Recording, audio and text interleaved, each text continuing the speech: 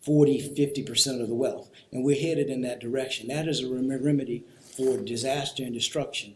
And all he was saying is we got to find a better way to create opportunity so all boats are lifted. And because he said that, that's when they said, and he was getting traction with whites because the Poor People's Campaign was not a black effort. It was blacks and whites and Latinos and certainly all poor communities. And so he was right on point. That's a radical Martin Luther King Jr. that we don't talk about. And the war in Vietnam, that was one of the things that every leader who was supportive of him after he came out against the war, because President Johnson had signed and gotten past the Civil Rights Act and the Voting Rights Act of '65, but yet Dad was looking at it from a moral standpoint. This is wrong and unjust, and it will not serve us, and it is not right. And so those are all the things that made people hate him. So when I hear people, I'm grateful that people would attempt to utilize his words, but it's always the context that's very perplexing and confusing and insensitive. And so what we need to do is we need to have total education about who Martin Luther King Jr. was. Maybe if they truly understand that, maybe they won't use it in that. I was having dinner with the Grand Dragon of the Ku Klux Klan. And the maitre d' knew my relationship with the Kings, and she came over to the table and gave me a note. Well, we were talking. I was busy talking, and she said, "Did you hear about Dr. King?" I just folded up the note and kept talking. She thought that was odd. She came back a second time. She said, "I hate to interrupt your meal." She said, "But I just heard on the radio he had been shot." Well, that didn't bother me either because I'd been in his presence before when it was reported. We were in Los Angeles once. They reported that he had been shot. And we were in there getting ready for a nice, comfortable evening and a meal. Well, not just he and I, but, several of us were together. We had a big laugh about it, that they said, I think the guy had 8 sticks of dynamite and said, "I think I got him," We saw it on TV. So I didn't think anything about it. I just talked to him earlier that day, and, so he was all right then. And I said, well, maybe I better go to the phone. I went to the telephone, and their private lines were busy. And that's unusual for all the lines to be busy. And I said to my guest, I think I better go over there. Because, see, when they called her, they didn't tell her he was killed. They told her he'd been shot and injured. And it wasn't until she got to the airport that she got the call and I think the mayor got the call that he is gone. She got ready to go tell the boys, and she asked me to go with her. And she had a death grip on my arm, tightly, trying to tell the children. She told Dexter first, the younger boy, that, your dad has been seriously hurt. She couldn't bring herself to say.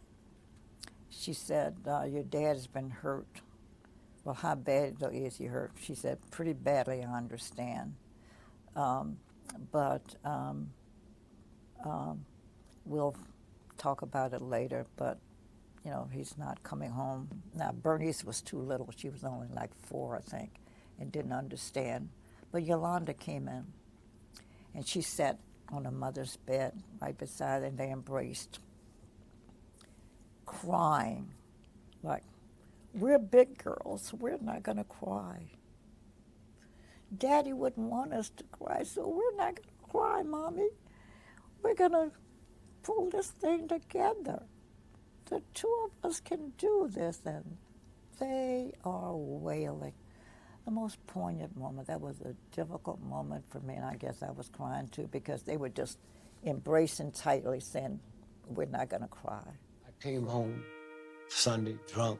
My wife, first time she ever raised her voice at me.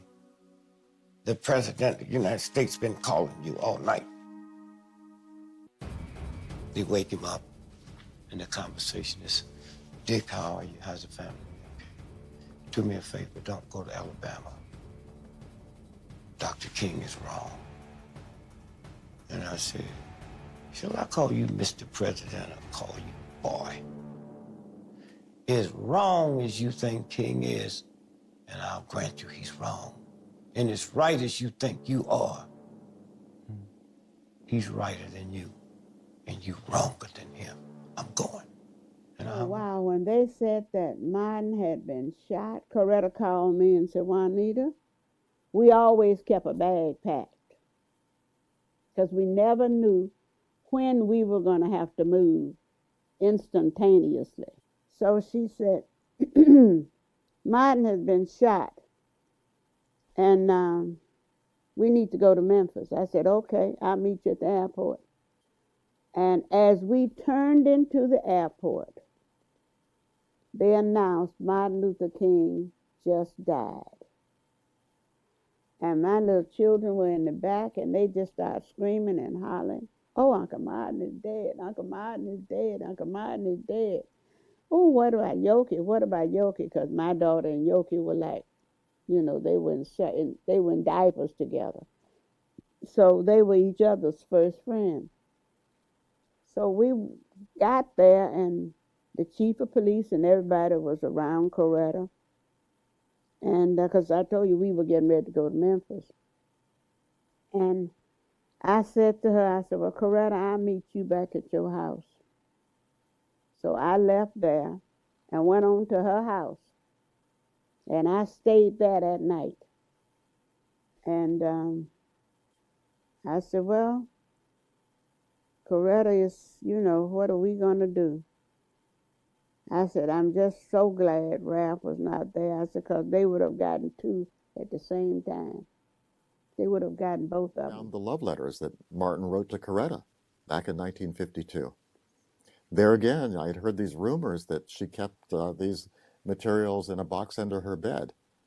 And for a historian to hear that, you think about maybe becoming a burglar or something. Right, But I decided that getting arrested as a Stanford professor would not be great.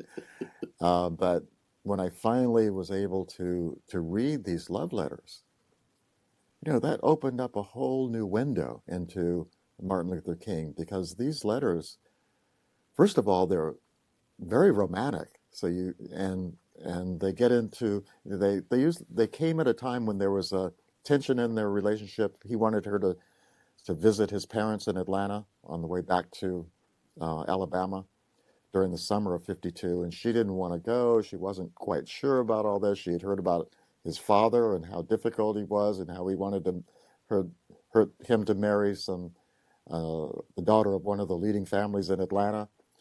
So she didn't want to go. He gets really upset about that, gets very angry, and you see Martin Luther King angry. But then you also see how much he loved her, and how much that, you know, she sends him a copy of Edward Bellamy's book, Looking Backwards, which is a fantasy about the United States as a socialist nation. So the first paragraph of one of the letters starts out with all this, you know, it's very poetic and how much he's gotten over his anger and all this.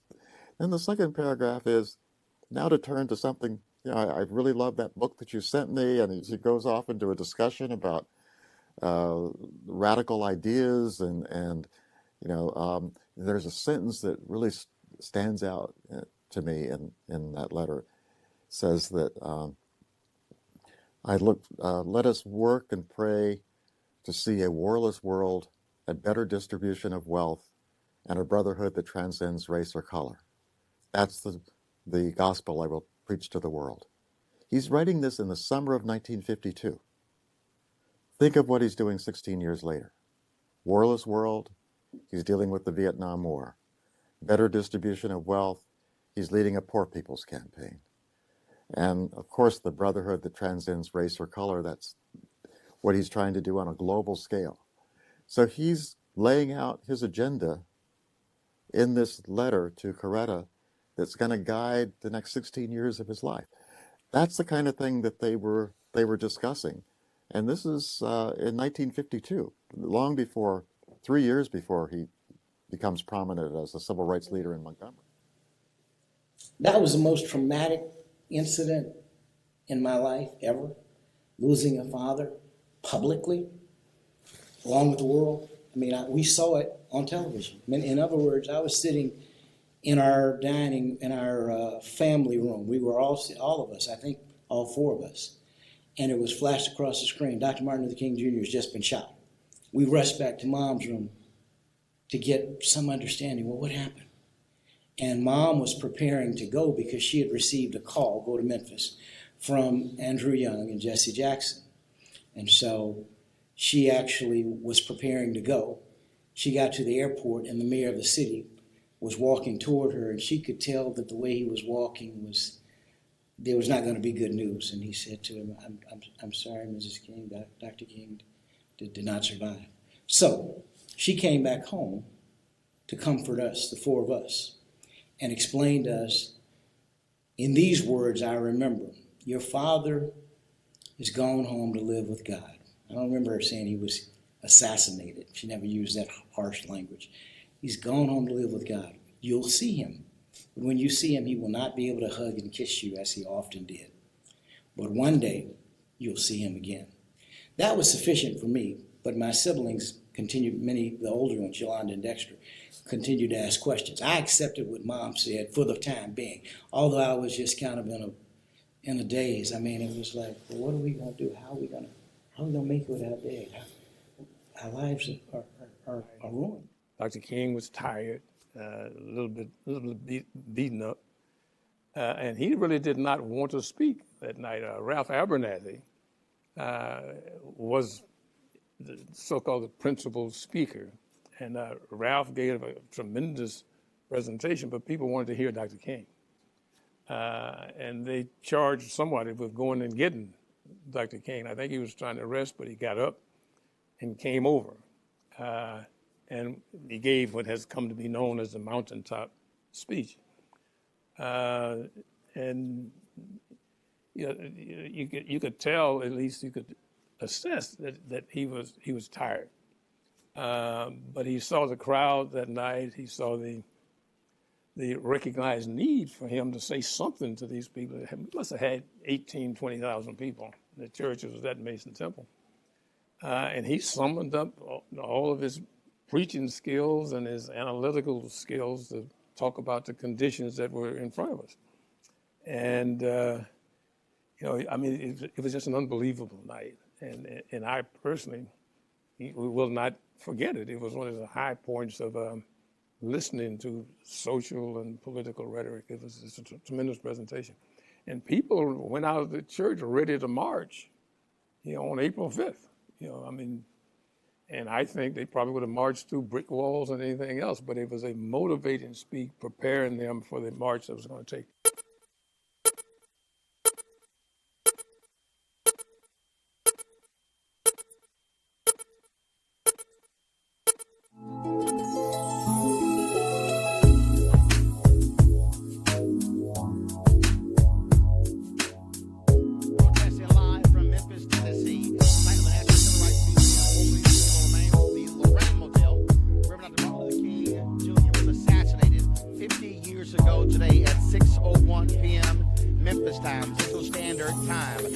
We are here where the events will take place to commemorate his assassination. As you can already see, folks have been assembling. Folks have been over here as early as 6 a.m. This week has been a historic. Across the world who are here as well to commemorate the assassination of Dr. King.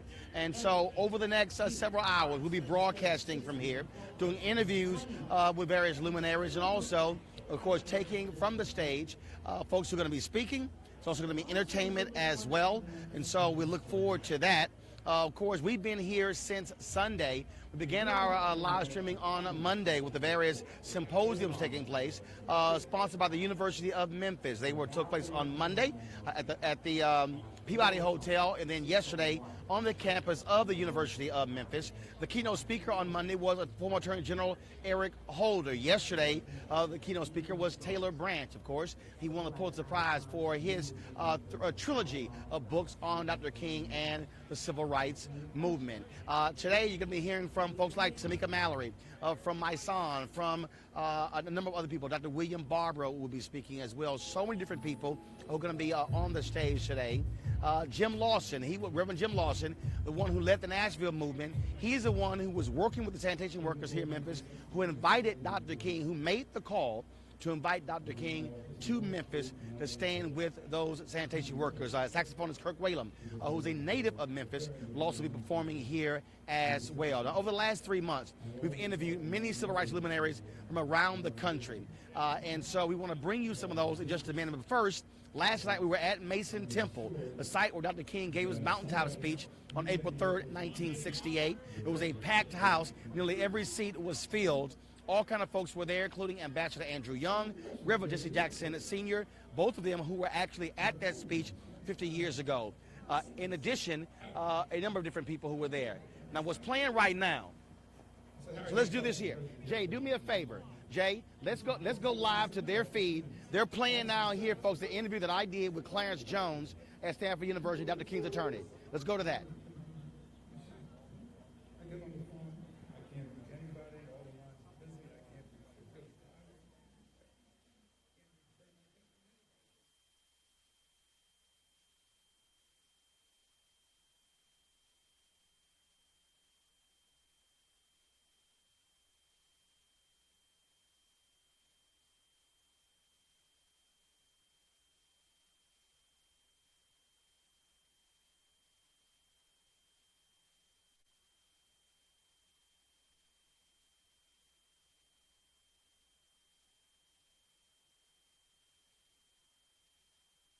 Commissioner, I don't think you should go. So I hang up the phone. And the very first thing that came into my mind was they finally got him. They finally got him. Sometime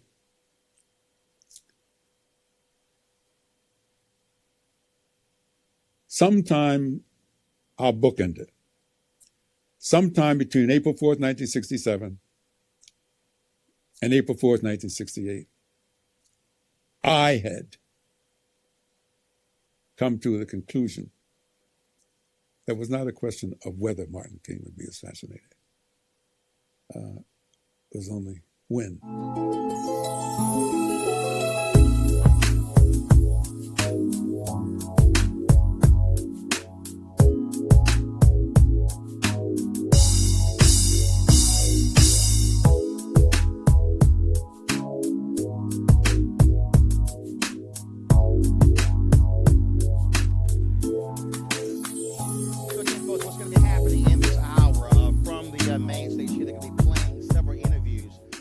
Conducted with civil rights luminaries from around the country, and so we'll be jumping back to America is be true to what you said on paper. If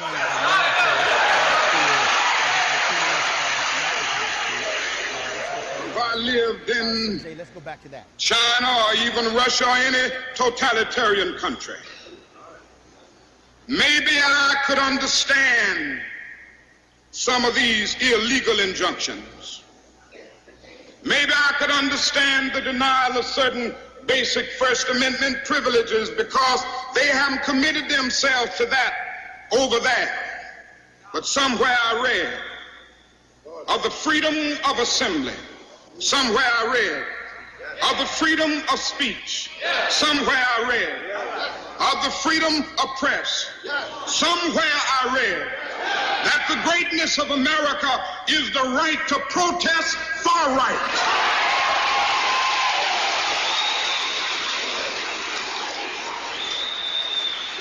And so just as I say we aren't going to let any dogs or water hoses turn us around, we aren't going to let any injunction turn us around.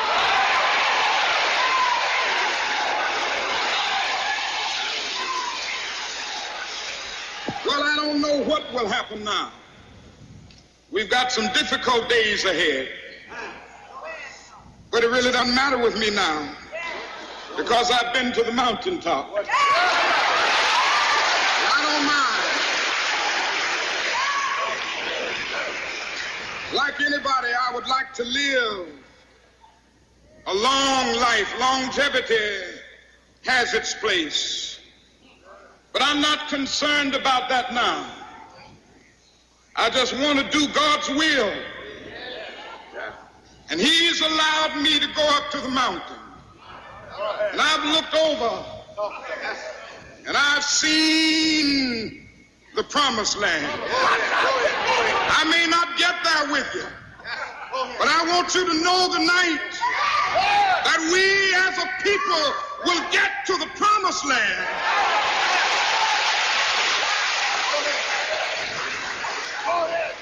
So I'm happy tonight. I'm not worried about anything. I'm not fearing any man. Mine eyes have seen the glory of the coming of the Lord. Ladies and gentlemen, please welcome Kanji Anthony, WMC TV5. Jay, come back to me. So again, folks, that was an excerpt from Dr. King's Mountain Time speech that was given on April 3rd, 1968.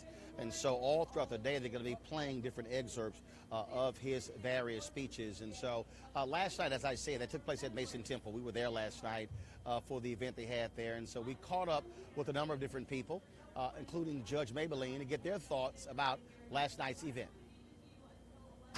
This week has been a historic occasion for me. Yesterday I got to go to the National Civil Rights Museum and I got to see all of the exhibits, and I also got to see where Dr. King was murdered.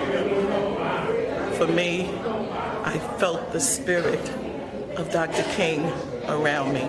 I feel that this event has culminated my life. I was born in 1966, and I had heard so much about Dr. Martin Luther King's speech, and for several years I got an opportunity for 12 years to work for Reverend Jesse Jackson, and it just culture-pilled my knowledge and wisdom, and I just had to be here today to commemorate the 50 years of Dr. Martin Luther King and the striking workers for the city of Memphis. And I think that when I looked at the crowd and when I was coming across the bridge, it gives us a great symbolism of what our future can really be if we go to the polls and vote and go back in masses. And this is going to culminate us to do such a great thing as that.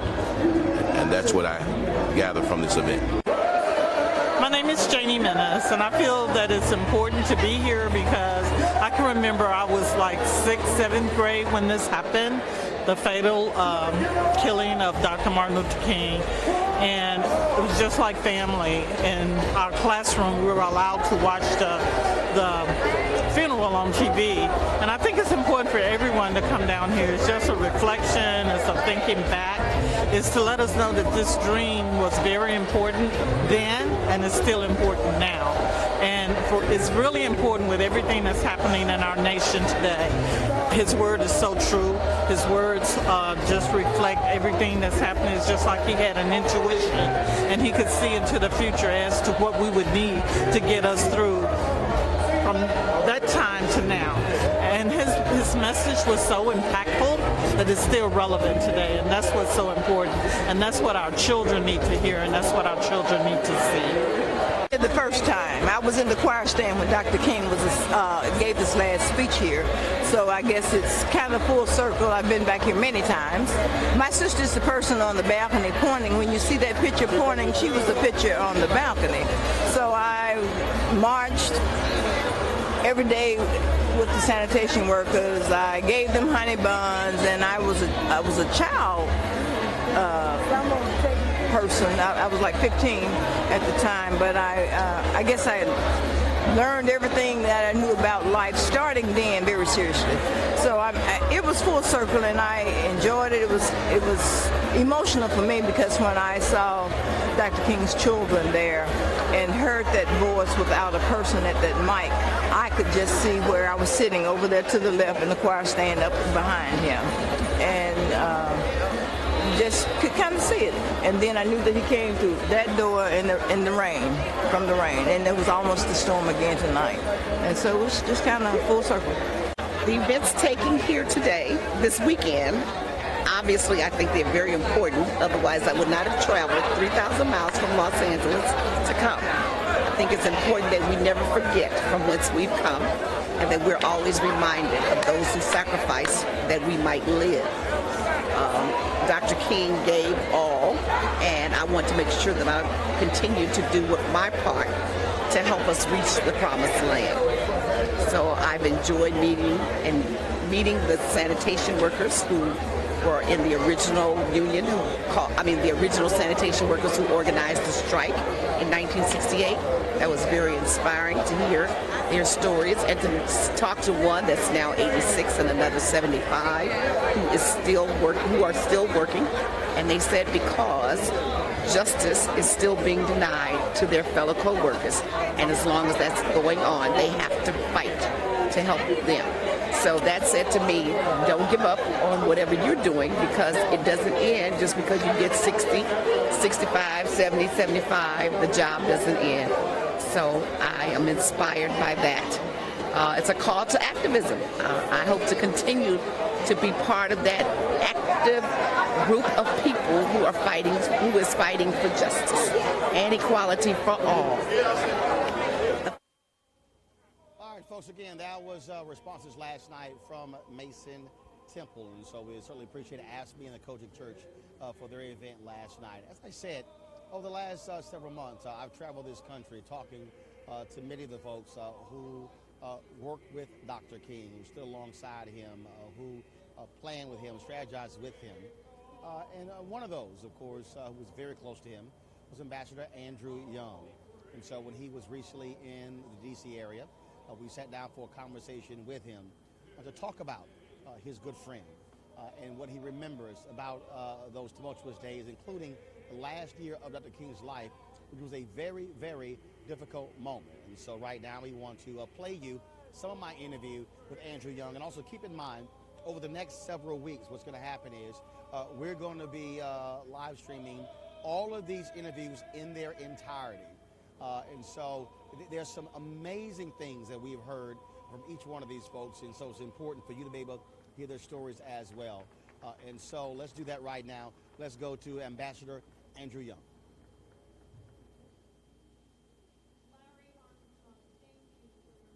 Okay, and so that's what.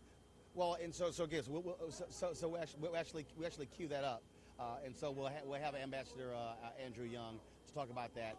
And so again, so let me set up what's happening right now.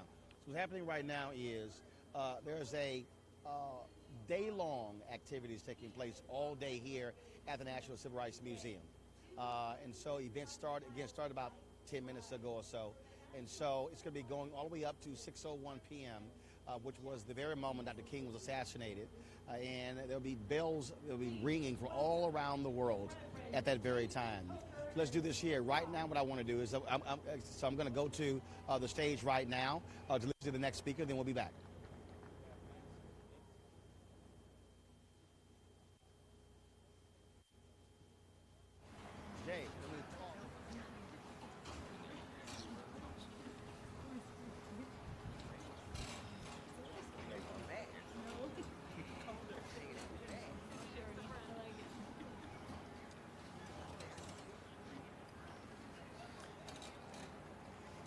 Today we come together to pay our respects and honor one of the greatest human beings in the 20th century, the Reverend Dr. Martin Luther King Jr.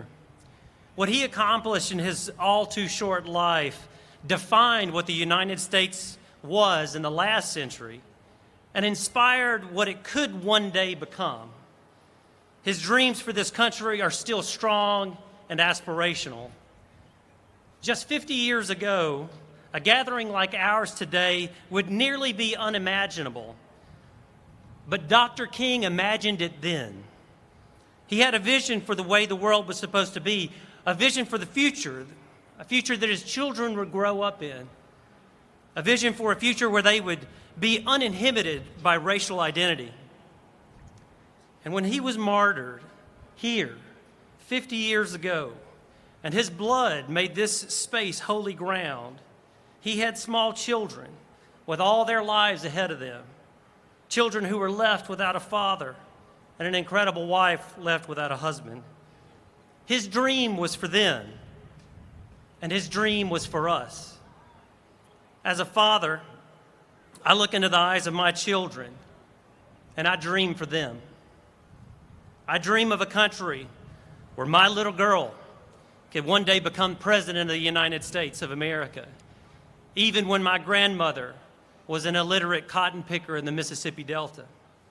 I dream of a world where my boys won't be stained by toxic masculinity that turns little boys into killers. I dream of a world where they don't have to go to elementary school or middle school or high school or college and wonder if someone's going to kill them or their friends because of this unfettered access to killing machines. Our dreams start with our families, but they don't end there. Dr. King's didn't. He had a dream for our nation. He envisioned a beloved community that was balanced with justice and love. And to have one without the other is to have neither. In this beloved community, we all understand our mutuality, and we fully understand that an injustice anywhere is an injustice everywhere. As an attempt to live into this vision, Together for Hope continues to fight against the poverty that Dr. King started with the Poor People's Campaign. We at Together for Hope are a rural development coalition focused on the 301 counties of persistent rural poverty in America. And we have locations from the Dakotas down here to the Delta and from Arizona all the way over to Appalachia. Our 4 main priorities of hope are education, health, nutrition, housing and environment, and social enterprise. And we view poverty as a 21st century injustice. And poverty is not a mistake in our system. It is the result of our economic system that continues to favor rich over poor through policies that systematically give more money to the wealthy by destroying the social safety net that keeps those who experience poverty alive. By stealing from the poor and not paying a living wage and giving to the rich through exorbitant tax breaks, our nation violates the law of God and what Christians call the good news or the gospel. We face the greatest income inequality that our nation has ever seen, while our holy scriptures tell us, behold, the wages of the laborers who work your fields, who has been defrauded by you, cries out, and the cries of the harvesters has reached the ears of the Lord Almighty. Due to this grinding poverty that robs children of their future and adults of their dignity, Together for Hope has partnered with Out Hunger to ride out poverty and simultaneously create space for racial healing and racial justice. And to that end, we created civil rides.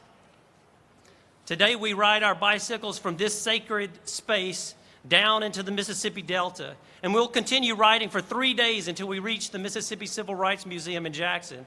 On our ride, we'll go through Marks, Mississippi, where Dr. King was inspired to start the Poor People's Campaign.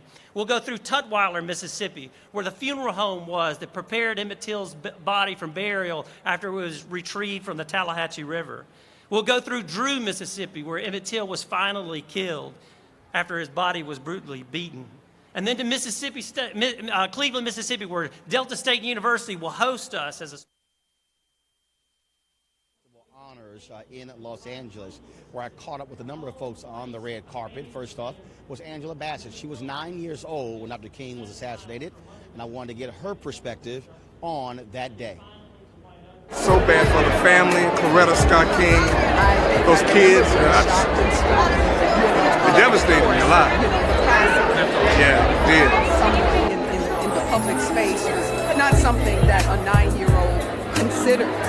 But I remember being affected by it, that of it having an effect, a feeling of sadness, a feeling of loss, even at that age, that it was something, it was something huge and looming and dark and sad. I think that was the beginning of, what loss looks like.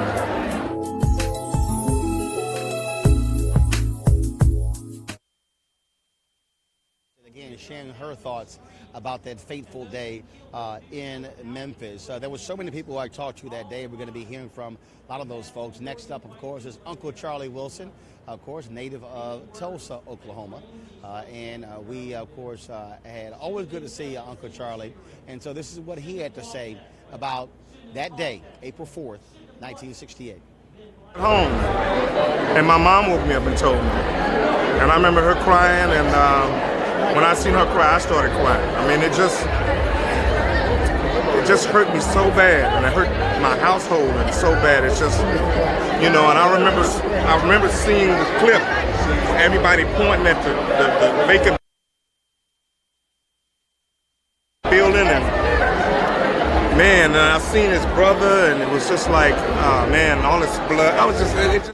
And so we have a slight technical difficulty there, so we'll go ahead and get that quickly fixed and go back and play all of what Charlie Wilson had to say. So you guys just simply let me know when we're ready to go ahead and play that. And again, so what's happening right now, and there are a number of speakers, and so they have it broken down per hour in terms of different themes per hour on today. So let's go back to the interview with Charlie Wilson.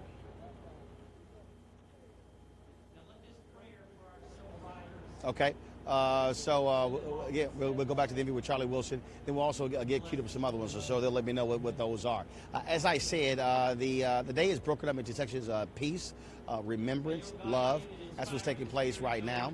Now, let me address several things. First off, people have been texting me, tweeting me, saying they heard President Barack Obama is here. He is not. President Barack Obama is not in Memphis. President Barack Obama will not be in Memphis. And so he is not here. Last night at Mason Temple, he sent a video that was played along with former President Bill Clinton. And so we expect to actually see a video of President Obama being played here today. And so anything you're told, don't hear it. And here's why. Folks, when we came in here today, there are no metal detectors out here, okay? If the former president was going to be here, there would be much more massive security. You would have metal detectors on every end of the entrance here, and then every bag will be checked. And so that's not the case. And so just let y'all know. So stop tweeting, stop asking, stop assuming, don't believe speculation.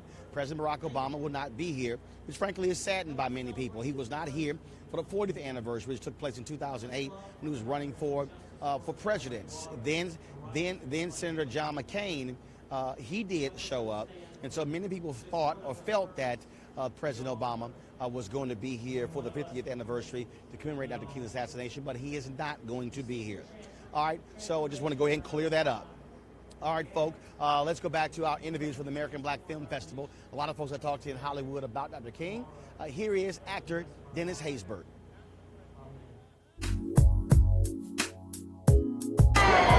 I think the next day after we commemorate that memory,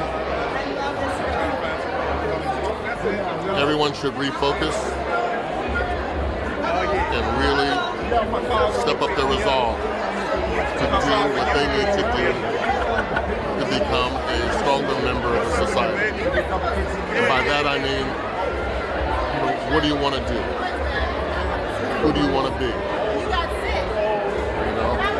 If you haven't decided that now, if you're not awake right now, when? So I would say that the people are going to have to really resolve to be who they need to be and do what they need to do.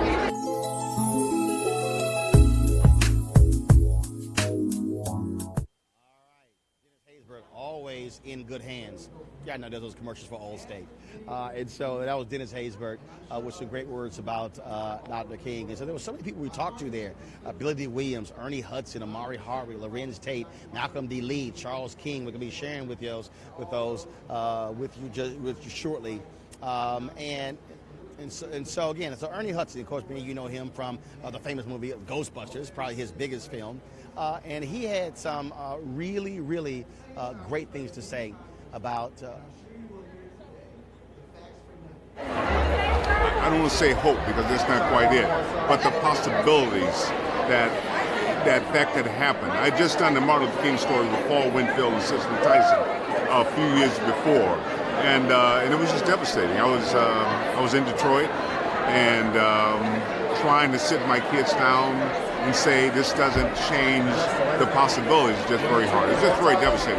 And it was the whole town, I remember, was just, I don't know, it was just like the wind that was just taken out of everything. What should folks, we're going to commemorate it, but what should folks do April 5th this year? Because folks, we have these events and people remember things on those lines, but what should be the call to action?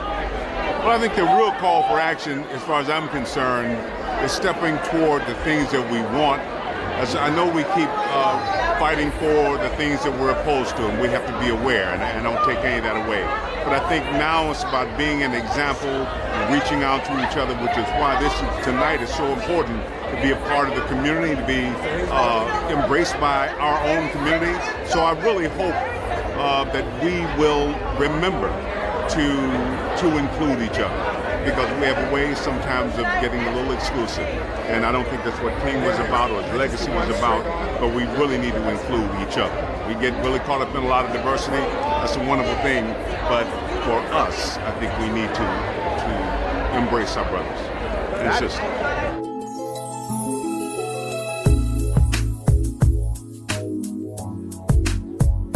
Thank you so very much to Ernie Hudson for sharing his thoughts about April 4th. There were, it was surreal, if you will, talking with these Hollywood luminaries about that day, because I don't care who you are, when you have these major moments, when you have these historical moments, you remember exactly where you are. For this generation, for my generation, we remember where we were when the Space Shuttle Challenger blew up. We remember when 9/11 took place. And so for folks who were of age then, they remember exactly where they were April 4th, 1968. Omari Hardwick, of course, a post-civil rights movement baby, a fellow fraternity member of Dr. King, Alpha Phi Alpha. We had a conversation about what Dr. King means to him and the nation. So here's Omari Hardwick from the American Black Film Festival Honors.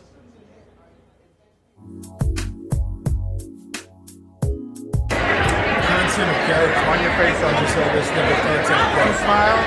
Just the fact that we shouldn't necessarily be judging anything except for content of character. Every race of person, every culture, creed, both genders should be working on the character of who they are, the content, what they want to be in life, where they want to go. I think we're at a place in the world where we seem like we're hamsters, just running on the same fucking treadmill. It's not kind of going forward. And so Dr. King to me was about forward movement. It was about forward progress. So when I think about Dr. King, you know, for me, I always feel the clock. Like, oh, I got to do more, even more. No matter what I've done, I always make it truncated into the fact that I haven't done much. When I think about how much you did in, 36 years of living? 39 years of living. So, pretty amazing. All right.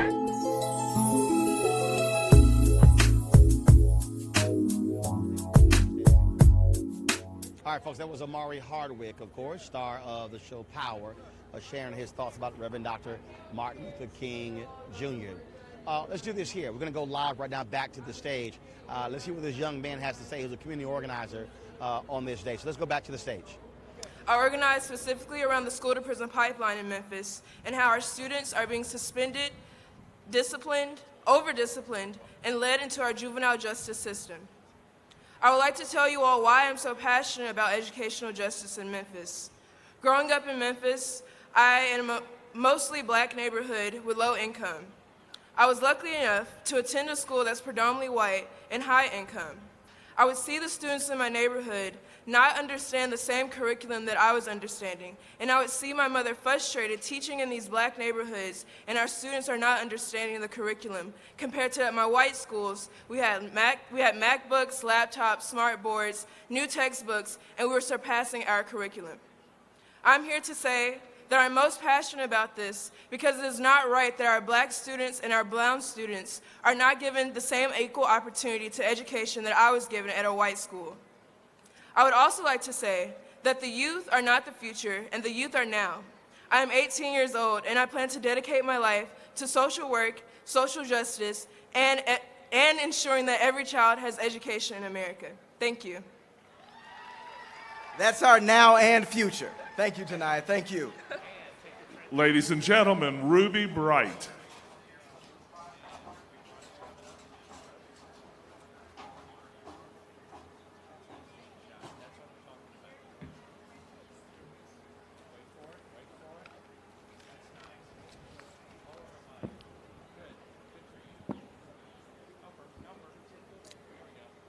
Good morning.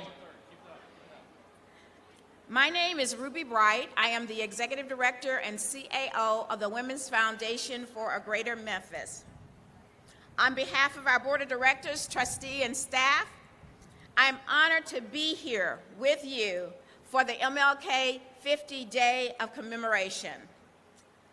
Dr. King's leadership in the struggle for freedom, justice, equality, and advocacy spearheaded a movement that really rocked the world. We know his tragic death here on the balcony of the Lorraine Motel did not end his dreams. At the Women's Foundation for a Greater Memphis, we see women and children every day with great, great potential. But they need support. Their lives have been turned upside down, and they need a pathway to hope and healing.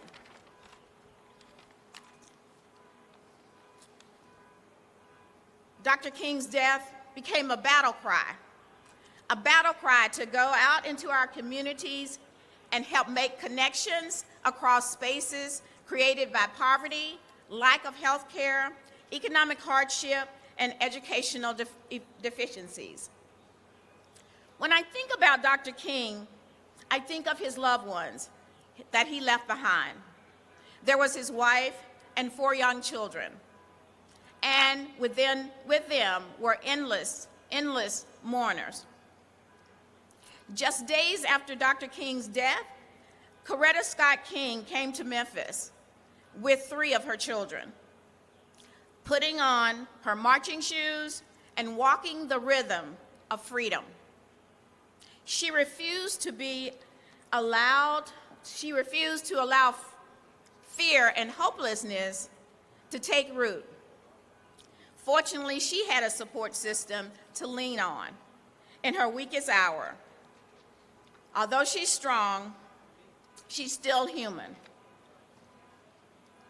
Dr. King had a dream, and the Women's Foundation for a Greater Memphis has a vision to propel his dream under the MLK 50 theme. Where do we go from here? Our vision 2020 plan is to reduce poverty in one of the poorest zip codes in the nation, in the region, in the state, and in Memphis. It is just around the corner. That zip code is 38126. In his 1964 Nobel Peace Prize address, Dr. King said, "There's nothing new about poverty. What is new, however, is that we have the resources to get rid of it." The Women's Foundation envisions a vibrant community with diverse resources for families, with state-of-the-art technology, quality education from cradle to career, living wage employment, career growth, and access to quality health care and mobility. We imagine a community with cultural enrichment. We imagine a link with faith-based institutions being a beacon of hope and a comfort and a place of refuge. The late civil rights activist Maxine Smith was a founding member of the Women's Foundation and was dedicated to our mission to promote philanthropy, foster leadership, and support programs that help women and children reach their full potential.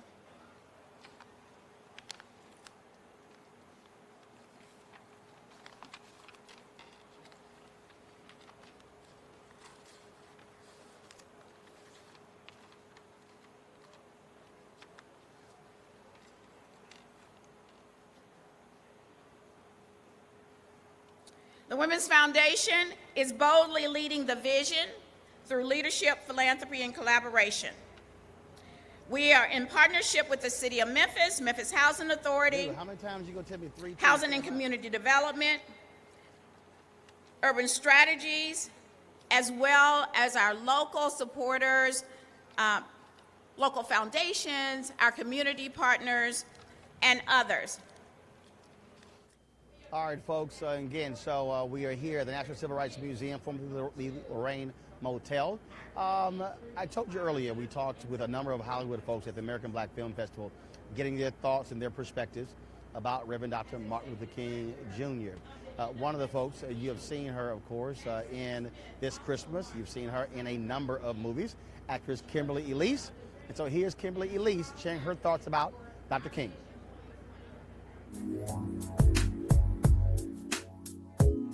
You know, when I think about his legendary speech, when he talked about little boys, little girls, I was of that age. And he created a world for me as one of those little boys, little girls, who is now a woman, that I wouldn't have otherwise. And I don't take that for granted.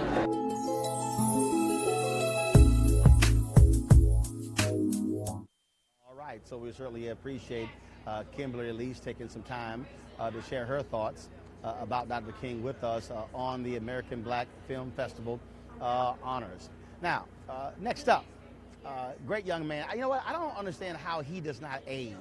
I swear Lorraine Tate looks the same today as he did 30 years ago. The native of Chicago, of course, familiar with Dr. King's work because in 1966, Dr. King moved his fight against housing from the South to the North. And so Lorraine Tate was on the red carpet and shared his thoughts as well about Dr. King and his impact with us. So here's Lorraine Tate.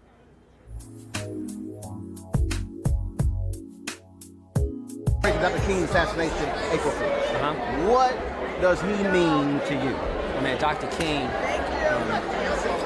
was such an impact, not only for black folk, but for everybody around the world. And his legacy is so important that it continues to live on. We have to keep that legacy, that black excellence, that equality, justice for the injustice. And so with Dr. King and that assassination, man, I mean, it really changed the trajectory of the civil rights in a real way. And we are truly thankful, and we honor him and his legacy, and we keep that going. You know, black excellence always and forever. We surely appreciate that. Right now, folks, singing Voices of New St. Mark Baptist Church Choir. They're singing right now, so let's take a moment to listen to them sing.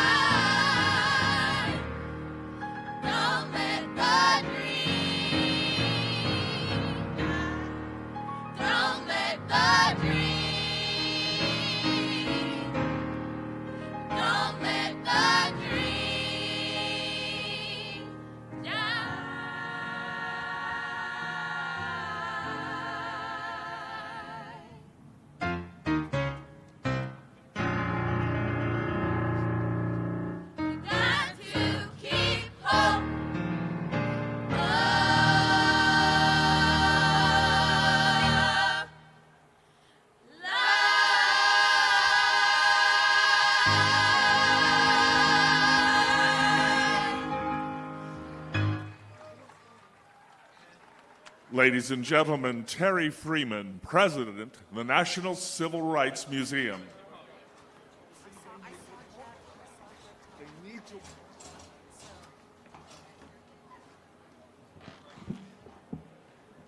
First, I have to say, Voices of New St. Mark, come back out here. Come back out here. This is my home church in Baltimore, where the very fine Pastor Boyer Freeman, my husband, is the pastor. These are my children. You all did a fantastic job. And Memphis, there's a connection between Baltimore and Memphis because Baltimore has very similar demographic stats to Memphis, Tennessee. We also know that in the spring of 2015, there was unrest in Baltimore because of Freddie Gray. So we are very much kindred spirits with Baltimore, Maryland. So give my home church a hand. These young people, Glenise Kane, come out. She has directed these young people. Thank you. So happy to see you. Thank you. All right, wonderful job there. And I am humbled to interview Terry Freeman, the president of the National Civil Rights Museum. What an amazing job you've done, I have to say that, with today's program. But why is today so significant, Terry? Well, you know, a 50th anniversary is considered the Golden Jubilee. It is to be a very significant and meaningful anniversary. And when you simply think of what happened here 50 years ago, you have to be moved by that moment.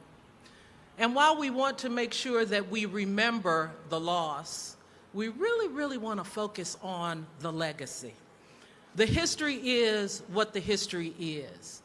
But what we can do in the future is what's so important. And so I think that this anniversary really gives us an opportunity to reflect, think about what Dr. King did in 39 years. I'm 57 years old. I haven't accomplished hardly anything in comparison to that great peacemaker. But think of what he did in 39 short years and think of what we are being called to do. Our theme is, where do we go from here? And it's not the question that we ask, it's the question that Dr. King asked with the title of his final book being, Where Do We Go From Here? Chaos or Community? And I think he said chaos or community because it's our choice. We can have chaos or we can build community. So I think as we go through this monumental anniversary, that we need to think about what we want to do as we move forward. And a lot of good work is already happening here in Memphis and frankly across the country. But in the 50 years, there's been a little bit of backstepping that we've done. And we need to make sure that we're moving in the correct direction. All right, wonderful answer. Tell me, Terry, if you could just run through what we can expect today. So all morning long here, we'll have things happening here in the courtyard, entertainment, speeches, community organizations talking about their missions and why that is important as it relates to Dr. King. That will take place until about 3 o'clock. At 3:15, we'll actually begin to move people to settle in for the commemoration service. And we will have a service that is really divided into 3 sections: faith, justice, and peace, because those were things that were important to Dr. King. We will have Father Michael Flager as our keynote speaker, but we will also hear from Reverend Jesse Jackson, Reverend William Barber, Reverend James Lawson, and many, many others. And at 6:01, that bell right there, which has spent its life at Claiborne Temple and has been moved here for this occasion, will begin to toll 39 times in symbolism for Dr. King's 39 years on this earth. It will ring here at the National Civil Rights Museum at 6:01, and then you can plan to hear bells throughout the city beginning at 6:03. And then at 6:05, they will ring across the nation, and at 6:07, we will have bells ringing internationally, including at the Vatican. So we have bells that will be ringing from Anchorage, Alaska, to Jacksonville, Florida, to Rhode Island, and San Diego. I think that covers all points, east, west, north, and south. So we think it will be very meaningful. I guess what I'm asking of people today is really, think. My husband always says, if you think more, you would thank more. And so today is a day for thinking and reflection. Terry Freeman, the president of the National Civil Rights Museum. Thanks for being here with us, everybody.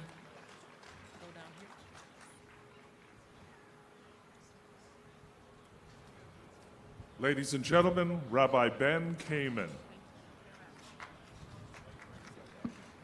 Good morning, everyone. What a blessing to be here. CEO of the National Civil Rights Museum. Joining me right now, of course, is a young man who should be a bit tired. His name is Terrence Lester.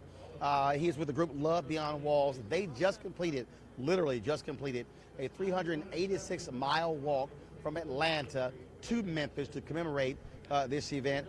So, Terrence, how you doing? I'm tired, man. Emotional, but I'm here. Gotcha. Now, you weren't walking by yourself, so how many folks were walking with you? In total, I had hundreds of people walking with me. I had one guy walking with me every single day. Really? Today, I had a little over 100 people walking with me in here. Gotcha. So these folks who are behind here, yep. They're the ones who rode with you? Yeah, there's some of the people that walked in with me. Okay. All right, then. And are they from different groups there? Yeah, from churches, from faith groups, from organizations from all over the country. So why did you want to walk? What was the point? Poverty is an issue. How many times do you hear the word poverty throughout a whole year? And one of the last stances Dr. King was taking was against poverty right here in Memphis, Tennessee. And in order to honor the life and legacy of King, I wanted to do something that was symbolic to give the voiceless, the people who are nameless and living on the margins in this country, a voice. And so along the way, were you doing various media interviews? How were you raising awareness about the issue of poverty with your walk? Social media. We have a social media following of about 30,000 people, and people spread the word. People are starting conversations digitally. And news media, media companies were coming out to meet me, newspapers all throughout. But it was very difficult, man. It was one of the most tiring and exhausting campaigns that I've ever done. I experienced a lot of racism in Alabama. I had people call the police on me 7 times. Because you were walking? Because I was walking. I was fearing for my life many times in some of the smaller towns because people would stop me and say, we got a call that you were looking suspicious or you were in the community, disturbing the peace. And I was walking on the highway. Then there were times where cars tried to hit me, literally. There were times where I got death threats and racial slurs thrown at me. But one thing that drove me was this idea of nonviolent love that King stood for, because many of the people that probably did not like the color of my skin, they were also poor. And so I was walking for them too. And that's what love does. It looks past the hatred in this country. How do you prepare for a 386-mile walk? I mean, I take it you've never done this before. Yeah, I walked from Atlanta to Washington, D.C. in 2016. Oh, really?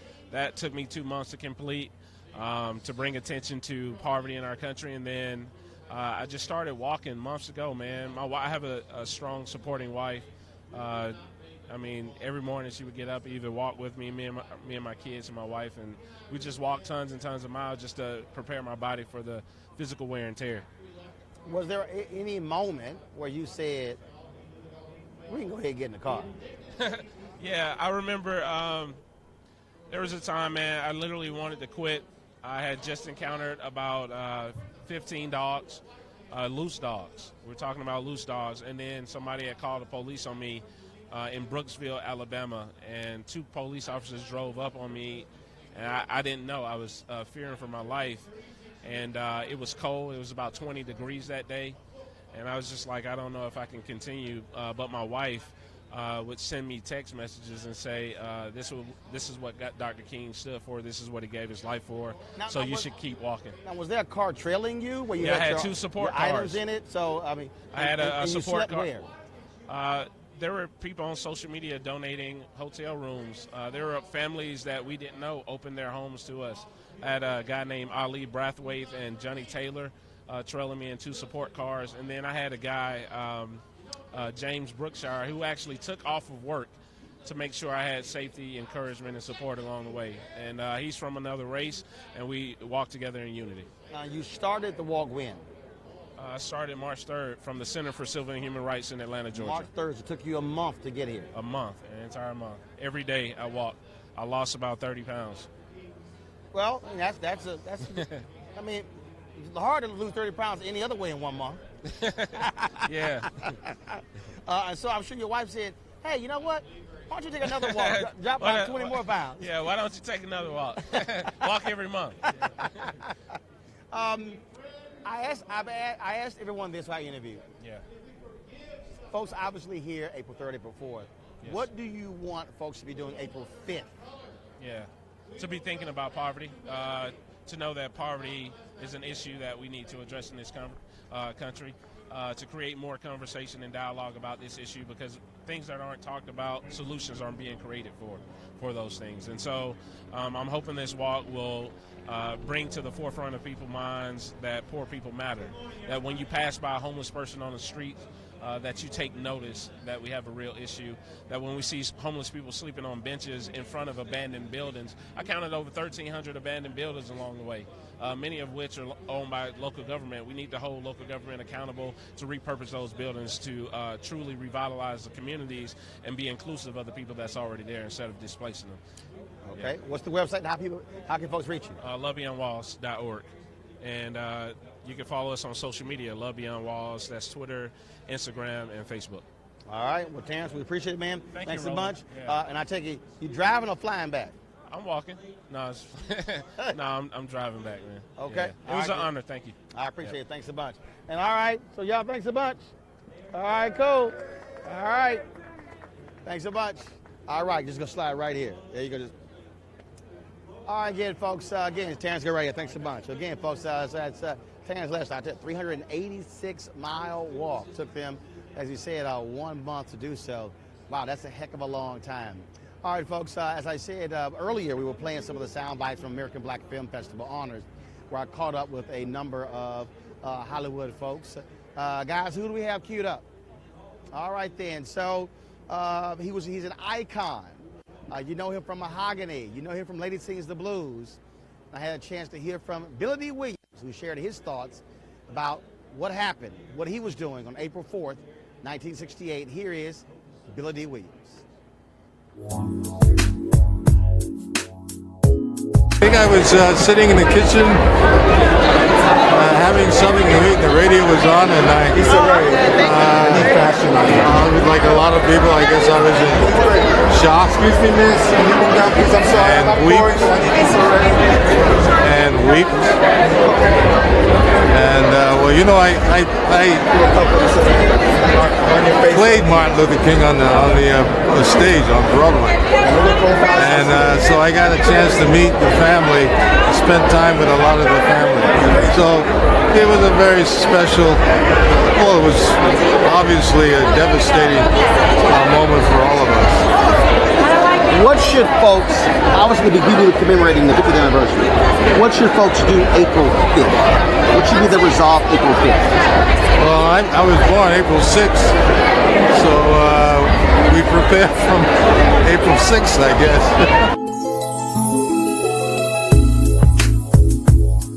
All right, y'all, that was Mr. Cool himself, Billy D. Williams. Now, Malcolm D. Lee, he, of course, is the cousin of Spike Lee, director of the #1 comedy film in 2017, Girls Trip. He also, of course, has directed other films, Barbershop 3 and others. And so here is my man Malcolm D. Lee sharing his thoughts about Reverend Dr. Martin Luther King Jr. on the red carpet at the American Black Film Festival Honors.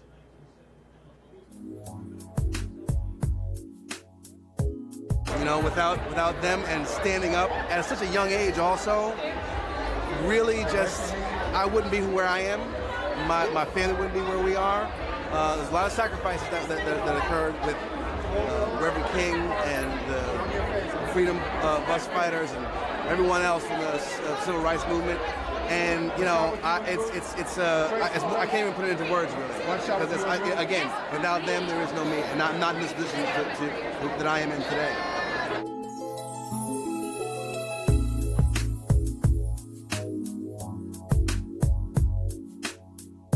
All right, Malcolm D. Lee, we certainly appreciate that.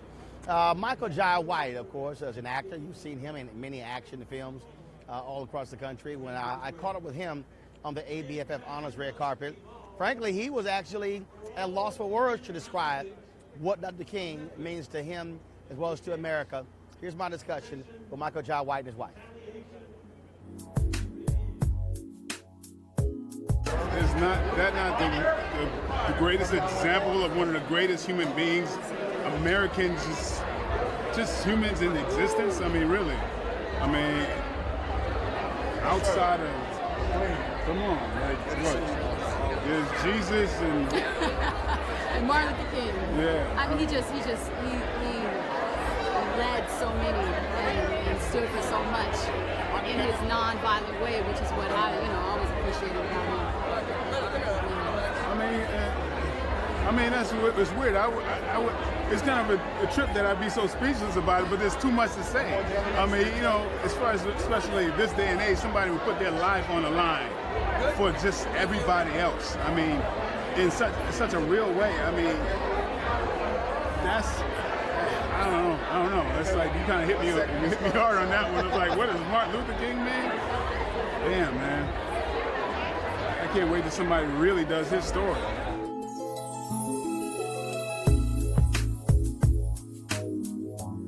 right, Michael Jai White, certainly appreciate that, sharing your thoughts with us as well. And so, folks, so what's happening right now, again, so you have other speakers who are on the main stage. This is going to be happening all throughout the day. There are a litany of speakers who are slated. It is about, let's see here, it's 10, so it's 10:24. I'm going to actually be hosting the noon to 1 o'clock hour on stage in about an hour and a half. And so I look forward to doing that.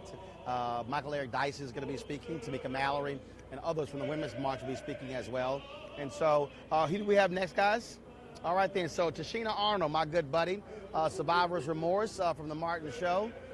She was dressed in her Wakanda outfit, and we chatted with her about Dr. King and what he means. So here is actress Tashina Arnold. Dr. King represents beyond hope. We always use that word hope. He represents change. He represents power. He represents intelligence. He represents really making yourself better. He's an example of how to be better, how to do better, how to treat others better, how to be in a wonderful place where you can live a fruitful life.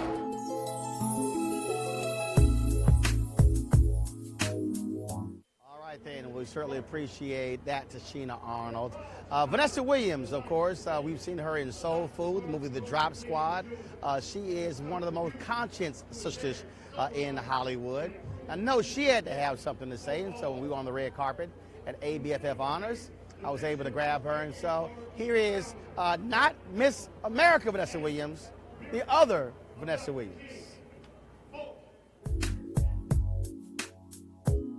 Dr. King means peace and compassion, strength and fortitude, and turning the other cheek.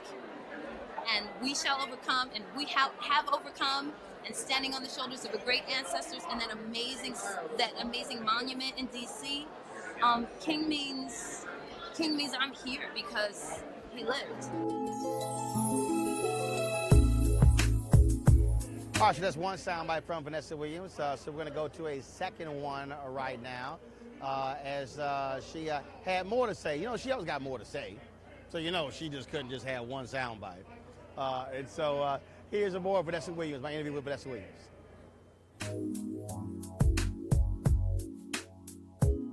Dr. King means peace and compassion, strength, and fortitude, and turning the other cheek.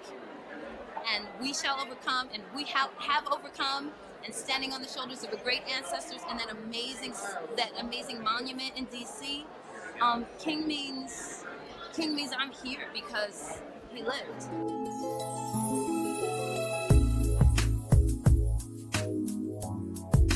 All right, folks. Now, look, the National Civil Rights Museum, formerly the Lorraine Motel. I don't know why I cannot say Lorraine Motel. We actually did some stand-ups here, shot about a month ago, and I swear I could not say Lorraine Motel. I got it. So anyway, this museum is more than just the room where Dr. King stayed in. There are lots more other exhibits, not just about him, but about the Black Freedom Movement as well. And so my next guest knows that well. She is Noelle Trent, Director of Interpretation, Collections, and Education for the National Civil Rights Museum. So Noelle, how you doing? I'm doing pretty good today. So y'all unveiled a new exhibit. Bernice King, she posted some photos of it on Monday when she was here. What is that exhibit? It's called MLK 50, A Legacy Remembered. And what we try to do is humanize Dr. King and give people the ability to relate what happened in his last year of life to contemporary situations, as well as look at the role of Mrs. King, which Bernice was very thankful that we did. We wanted to make sure that she was an actor in her own right, and we captured the advocacy that Bernice has been preaching to people for years. So we were very pleased with how it came out. And again, look, I visited the museum on several occasions, and whether it's the I Am a Man exhibit, but also the burned out bus. I mean, so but the one thing that really jumps out at me, and I've used this in many of my speeches, as you're going through, there's this placard, or there's this a posting, if you will, where a young black girl said, "All I want for my 18th birthday is a voter registration card." And so talk about putting this together and ensuring that it tells a wide story and not just this sort of narrow view of just Dr. King. You know, that was the challenge, and we were also challenged by the president of the museum to make it contemporary. So when we sat down and we looked at some of these key events in his last year, the Poor People's Campaign, the sanitation strike, we began to figure out, okay, so what's the contemporary counterpart? And we said the Occupy movement is very much like the Poor People's Campaign. And so we have the two tent cities compared, and what were they pushing for? The sanitation workers strike and the fight for a living wage. It's the same fight, you know, and in some cases it's the same group of people, the same union, continuing to push for those changes. And so people can really see that we're building the connections. The other way that we did that is we have an exhibit where we have quotes from both 1968 and from Ferguson and from Baltimore. And so when you look at it, it's hard to determine which one was now and which was 50 years ago. It's disturbing, but we also hope that it motivates people to really look at the race situation in this country. Obviously, probably the most emotional part is when folks are able to walk through that space where you have the rooms, and then you have Mahalia Jackson, where Precious Lord is playing. Now, what's in those rooms, which are both sealed off, those are recreated. So is there anything in those two rooms that's original? No, they're all recreations because the hotel had a number of years where it was unoccupied and it went into bankruptcy, so there's a lot of things that had to be reproduced. But we base those reproductions that we do on the FBI evidence photos. So that helped inform our interpretation. But the latest thing, which I don't think you've seen yet, so you got to go back upstairs while you're here, is we've added a case to that area with the saxophone of Ben Branch, who was the saxophonist in the courtyard when Dr. King was killed. And his version of Precious Lord, Dr. King greatly enjoyed. And so we had Mr. Branch's widow here last week to open up the case. And visitors can not only see the saxophone, they can listen to Ben Branch's rendition of Precious Lord. Well, actually, unlike other people, I actually heard Ben Branch play. Yeah. Because I spent 6 years in Chicago, and he was there every Saturday at Rainbow Push, the MLK workshop. Mm-hmm. And so certainly familiar hearing him play. People sometimes think museums are for those who are older. And so why should someone bring a child who's 6, 7, 8, 10, 12, 14 years old here? Well, you know what? I think sometimes we shortchange our children. Kids get these big concepts at very early ages if you take the time to explain it to them. I have gone through this museum and seen a 4-year-old excited because, mommy, there's Rosa Parks. Now, it's just the statue of Rosa Parks, but because somebody sat down with that child and read that book, that helps build the connection. Or they understand that, wow, I could do just what they did. Or Ruby Bridges was my age. It makes the history very real for them, and it makes it seem like there are possibilities for them in their own lives. Okay. All right. Well, Noelle, we certainly appreciate it. Thank you so very much. And again, for folks, give them the website where they can get more information. And also, look, you got to keep this thing going. So you also need folks to give. Absolutely. So visit our website, civilrightsmuseum.org. We got a lot of great things happening in the museum. It's not just about April 4th. It's also about the 5th and beyond. All right, cool. All right. I appreciate it. Thanks a lot. Thank you. All right, then.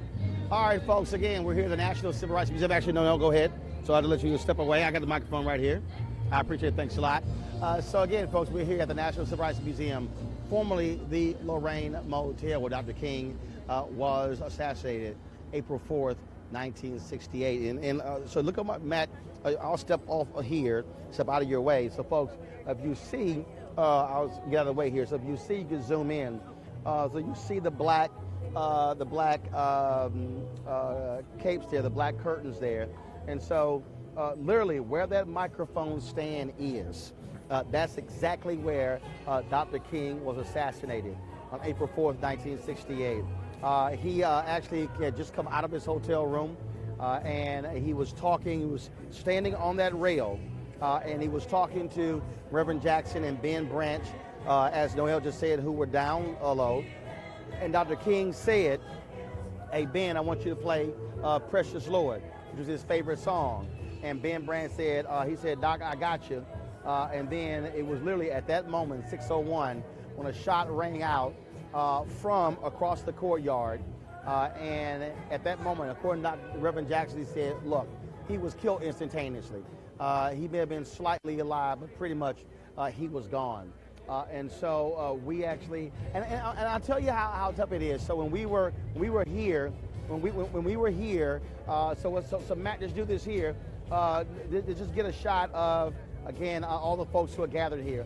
So I'll tell you what was tough for me. When we were on that balcony, I literally could not walk across the space where Dr. King's body was down. And so literally when you come from around that corner, it happened right in front of the door. And when we were on that balcony, I mean, some folks would just walk, right across. I could not stand on that spot because when you think about it, that's where he actually was lying down after the bullet fell to April 4th, 1968. And so right now, while we are at that shot there, we talked to Ambassador Andrew Young, who gave a great interview, and he shared with us what was going through his mind, what happened on April 4th, 1968. Here is some of that interview.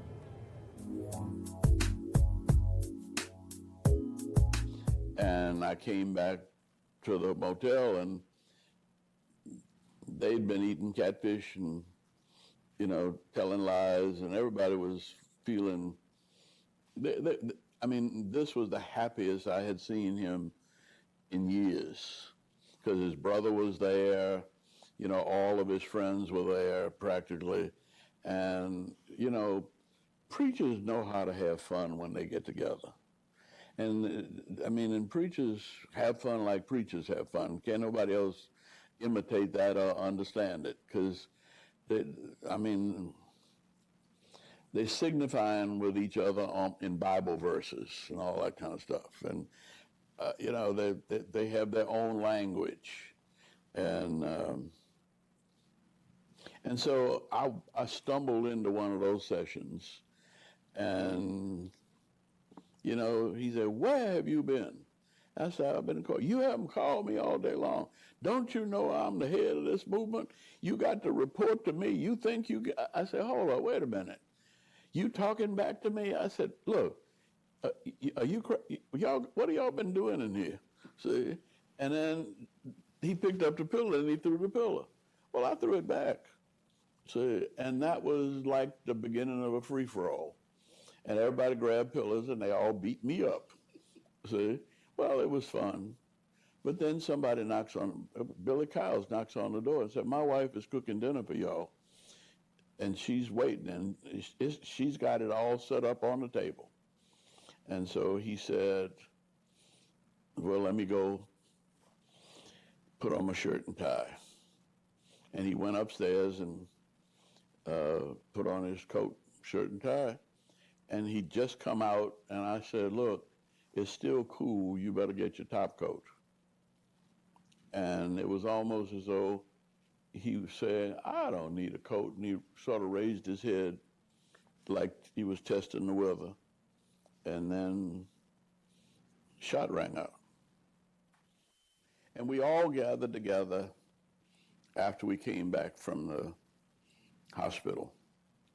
And we all decided that you can slay the dreamer, but we will keep the dream alive.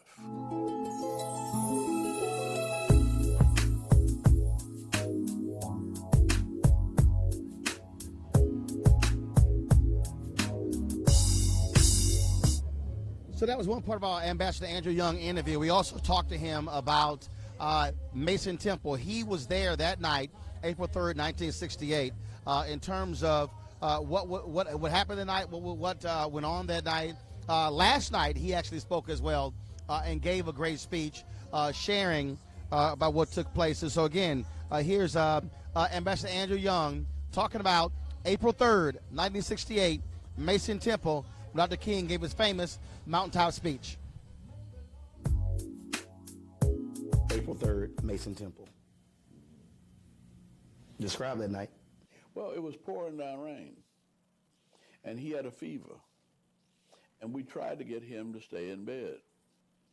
And I had been in court, you know, and I'd gotten permission. The judge had ruled that we could have our march. And so I was happy and he was happy. And that was that famous pillow fight where they were acting like crazy kids. But before that, he really was sick. And when we got to the church, and saw that this church that seats 11,000 was filled and overflowing, and people were standing out there in the rain. Ralph said, you got to go back and get Martin. These people came here to see him. So he said, well, you go ahead and speak. I'm going to just make a few remarks at the end. Well, a few remarks ended up being his been to the mountaintop speech. As you heard that speech, was it as powerful listening in the moment as we hear it now? For those of us who actually heard the entire thing, not the last 2 minutes. Well, it was, but most of it we had heard before. But we'd heard it only when it was a dangerous situation. Okay. And I mean, we'd heard it in Philadelphia, Mississippi, right after the, Schwerner, Goodman, and Cheney's bodies were found. We were down there, and he talked about being to a mountaintop that night. See, I think it was in Greenwood, right near Philadelphia. So it wasn't the first time. I think when we were in Selma, he gave a version of that in Demopolis, Ralph's hometown, which was a very bad place. And so I was not expecting, I wasn't expecting this to be his last message.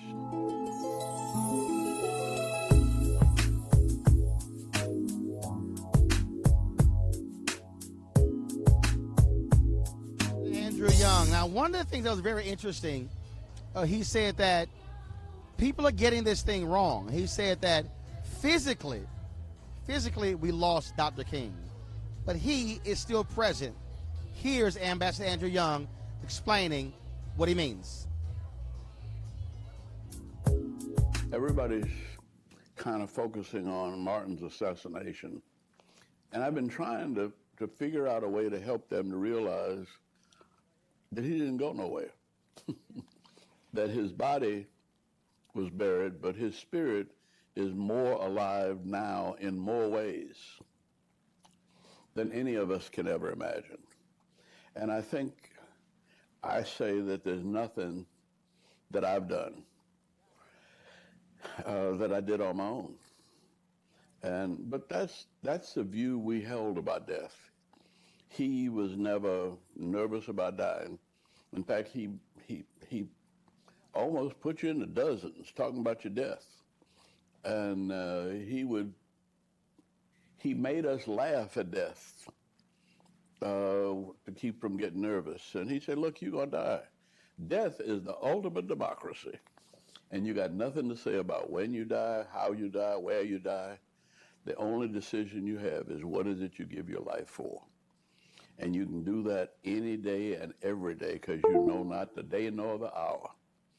And then he'd switch gears and say, but if your time comes, I know how sorry and trifling you are, but I think on my good day, I could even preach you into heaven. And he would start preaching your sermon, your eulogy, bringing up every trifling, ignorant, sinful thing that he could think of and asking the Lord to forgive you and let me in. And he made us laugh at death.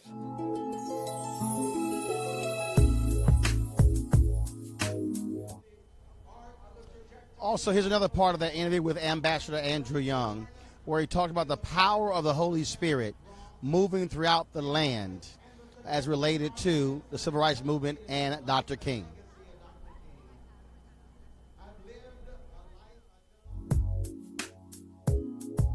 All of us were coming of age about the same time. All of us were waking up right around the end of the 50s. And I don't think we made any connection. But now, looking back over these 60 years, the only way I can explain it is that the Spirit was moving all over the land, that people were thinking crazy thoughts and believing them, see?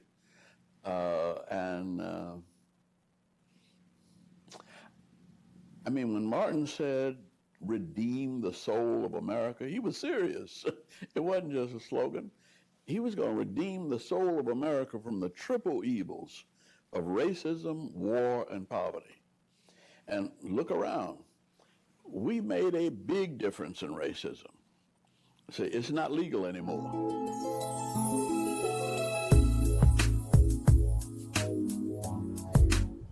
All right, folks, that was Ambassador Andrew Young. One of the other folks who was one of the associates of Dr. King, who worked for the SCLC, was Reverend C.T. Vivian. We recently were in Atlanta, where we visited him in his home. We sat down and talked with him about his work during the Civil Rights Movement, as well as working alongside of Dr. King. So here's our conversation with Reverend C.T. Vivian. I don't remember grieving at all. This was what you always expected, all right? But you knew also that that wasn't going to end the struggle. And it's the struggle that you were concerned about. And you were the struggle that Martin was concerned about. It was That's what it was all about, right? Is that it wasn't about, well, Martin is dead, and so let's go home. And that's nonsense. You would work harder because you didn't have a Martin King. We knew that everything was going to change.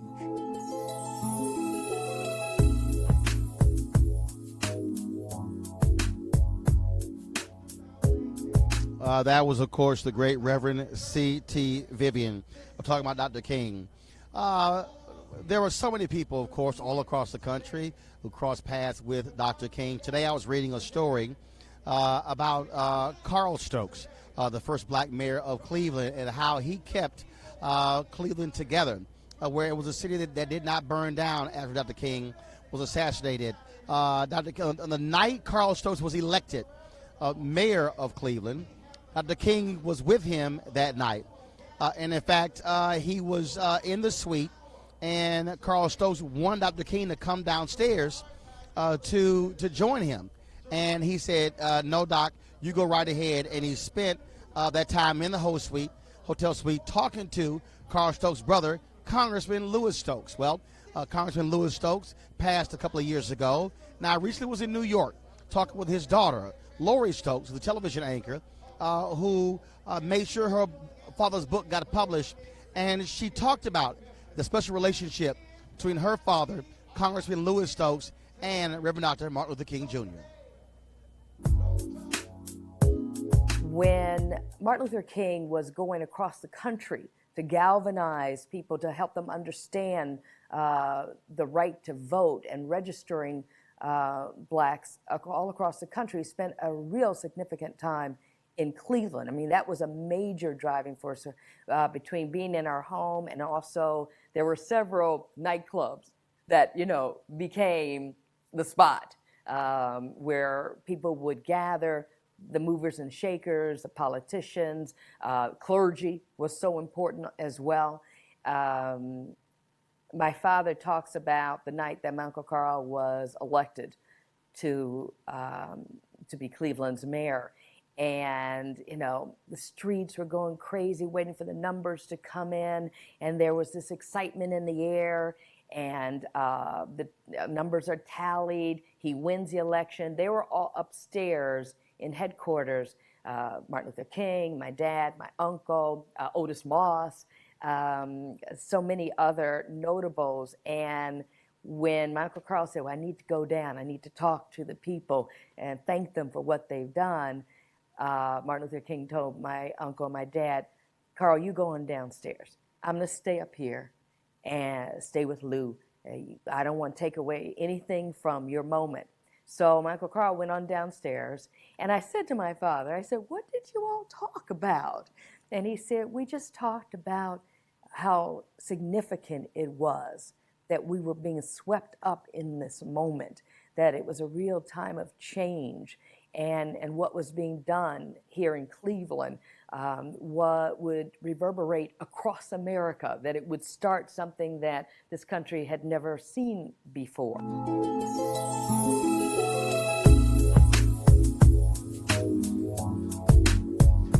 One of the folks who was very close to Dr. King was Zenona Clayton. She was secretary of Dr. King, but not only that, when she and her husband came to Atlanta to join Dr. King with the SCLC, she was assigned to Coretta Scott King. And so when Coretta Scott King traveled around the country,